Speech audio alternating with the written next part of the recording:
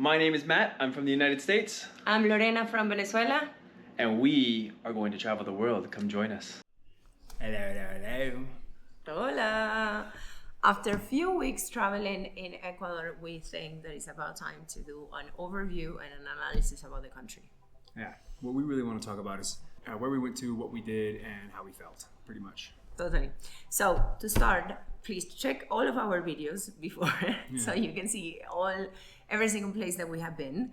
But we started in Quito, we landed in Quito, and then... Yeah, we went from Quito. From Quito, we went to we went to Mitad del Mundo, where we saw the middle of the world. From there, we went to Baños. From Baños, we did a few day trips, where we went to Pijaro for a festival. We went to Puyo, near the jungle, and then we did a waterfall trip from Baños. From Baños, we left, and we went to Cuenca. And then from Cuenca, that was our last stop in Ecuador. First, of course, we land by plane, of course. But then from Quito, we did everything by bus, by local bus. I have to say that overall, I was extremely surprised with Ecuador. I felt very, very safe. Mm-hmm. The place, every single place that we went, it was super clean. Hotels were clean, hostels were clean, people very kind. A little bit not as timid, timid, not like exactly, not friendly but reserved. Exactly. But a very, for me, it was a surprise. As a South American and Venezuelan, I grew up in South America, so it was a very beautiful surprise to find a country that is so amazing in the landscape, jungle, plans that you have that you can do, also very organized in terms for tourists, and also clean and safe. Yeah. Cost. So everything is in dollars. They changed the currency about a few years ago. Because of a governmental decision, but now everything is in dollars and everything is a little bit more expensive. Yeah, I think on the price-wise with South America, when you use dollars, just like in Panama, it makes things a little bit more expensive, just in my opinion, from what I've seen compared to other countries around. The good thing about traveling there, one thing that we love is food. Yeah, and this place has really good food and a variety of food too, so you can try a little bit of everything. I'd say we had a really good experience with food. I don't think we had any bad experiences that I can remember. Everything. And we were eating in the streets, like in the markets, in the public markets. So we never had issues with our stomach, nothing like that. I have to say that you will see in the video that we do also vegetarian option, because I'm vegetarian and Mati is a meat eater. So we have both options. And as a vegetarian, I was extremely happy with the food. They have humitas that are like delicious, and a lot of options for vegetarians and for meat eaters. Yeah, I mean, if you want, it's good. Overall, for food, we went to a bunch of local places, and I think we didn't do any fancy restaurant or anything like that. We eat like as a locals. Yeah, like for example, you go to the Mercado and you get a breakfast at the Central Market or a lunch, and it's going to cost you like $2, $3. And if you want to go to a microbrewery and have a beer, it's going to be $4, $5. So reasonable, but not too expensive. So accommodation, as we used to travel solo. We are both solo travels before we met. And nowadays, as we are traveling together, we found that booking private rooms is sometimes more affordable as do bunk beds, as we used to do. But overall, like an average, you will be spending for a private probably $15 to $20 for a private. Hostel with a bunk is usually $7 to $8 a night. I mean, it's cheaper or more expensive depending on what you're looking for and what you want in a hostel or what you're looking for in a hotel, which we didn't do. Yeah. Any hotels? No. We did pretty much hostels. Okay, about safety. Very surprised. I felt safe 100%. Every time that we travel in the buses, like in every single place. It was only one moment in Cuenca that we were walking very late to catch a taxi to go to take the bus to cross the border. And at that time, one local said, you have to be careful with this in this neighborhood because it's a little bit dangerous. But really, I never felt dangerous. No, like I never felt that it was a threat. And no, I mean, in the news, there's a lot going on politically and within the country with gangs, and who knows the depth of that. We don't, but we can only tell you how we felt. We did meet a few people who had stories of maybe pickpocketing, but nothing violent. It's just typical what you would have in any big cities and countries. if something was, we had people tell us that some places might be dangerous, so it's up to us. But no tourists we know that went to all these places had any problems with feeling unsafe. There are neighborhoods and places where you probably shouldn't be anywhere in most countries, so you just got to be cognizant of where you are in the world and what city you're in and what neighborhood you're in. So just be careful wherever you are. So for us, I felt safe 97% of the time, maybe one or two times. You felt like a little like someone might be following, but it was like that anywhere. So we felt safe, and we think people were extremely kind. And if we were in a place where we didn't feel safe, they were telling us like, hey, you could go stay at the bus stop, don't walk around here. Yeah. And if you're a woman, a solo traveler, I truly recommend. Like, I feel that even as a solo traveler, I will not feel unsafe. Or you only have to, as any country in the world, you have to be very careful with pickpockets. Everything that we use has zippers, and we put it always in the front. Like, you have to take care of yourself as any other country, but nothing was like major or like, you know, you watch the news and it's always like crimes and blah, blah, blah. I didn't feel that.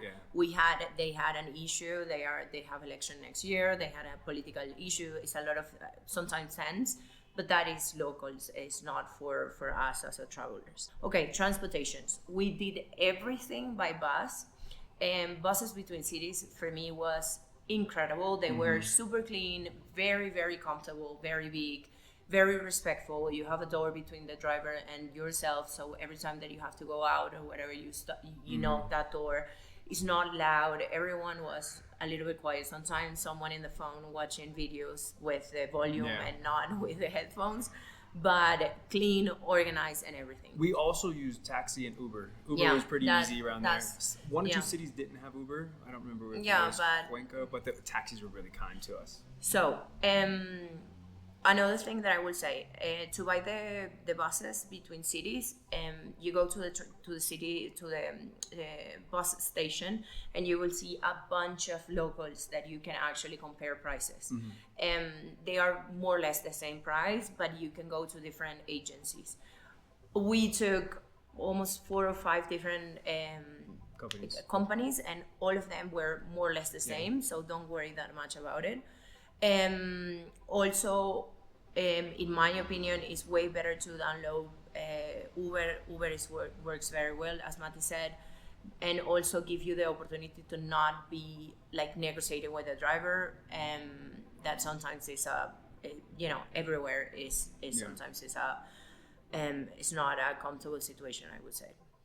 We have cleanliness and organization that I feel that very clean, everything, as I said in the intro.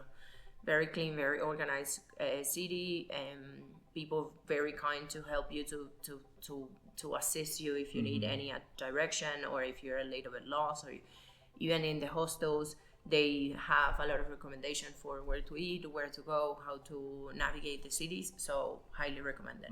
Wi-Fi and potential to work remotely.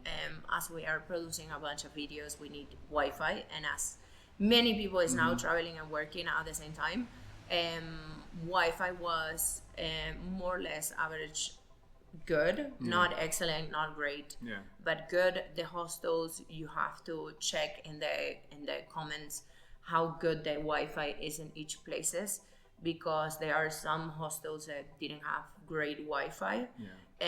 So if you're looking for something that is very specific, you have also contact details. You can contact the hostel and make sure that they have a good Wi-Fi, a good connection. I had the experience that one of the hostel was not having great internet, and I was very anxious about it. So I will truly recommend you to check the comments, and if you do it in Booking, Hostels, Hostel World, or whatever other, you can rank the Wi-Fi and check that before.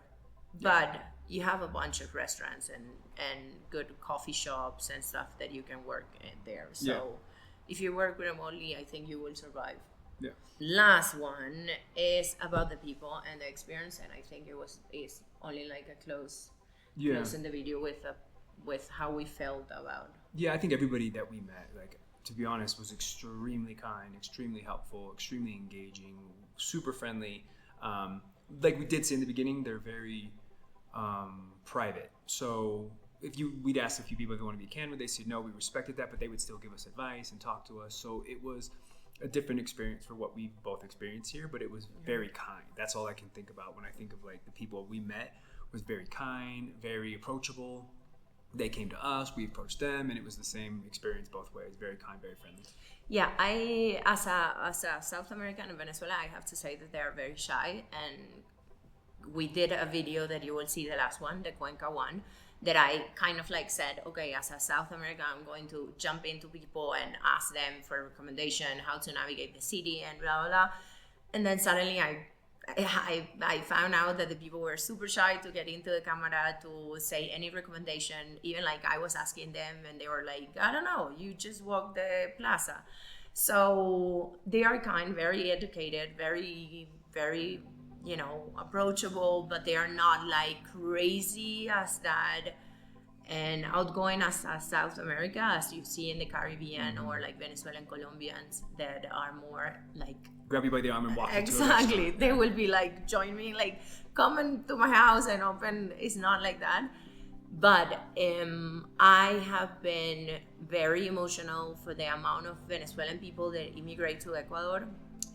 I spoke with so many, and I have to say that for me, the best way to close this video is to say thank you to Ecuador for open the country for immigrants as Venezuelans that are, you know, struggling in their own countries.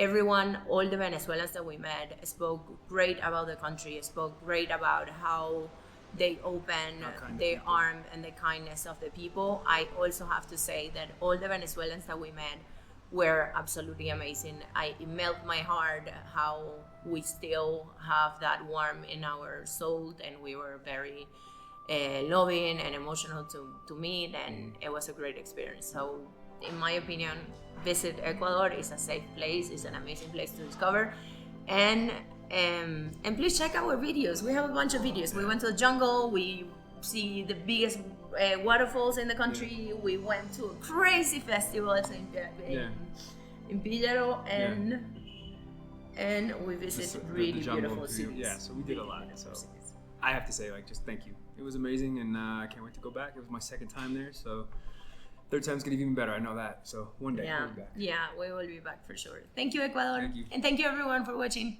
Next stop, Peru. Don't forget to hit that bell, subscribe, follow us. Sí, no se olviden de seguirnos y dejarnos todos sus comentarios.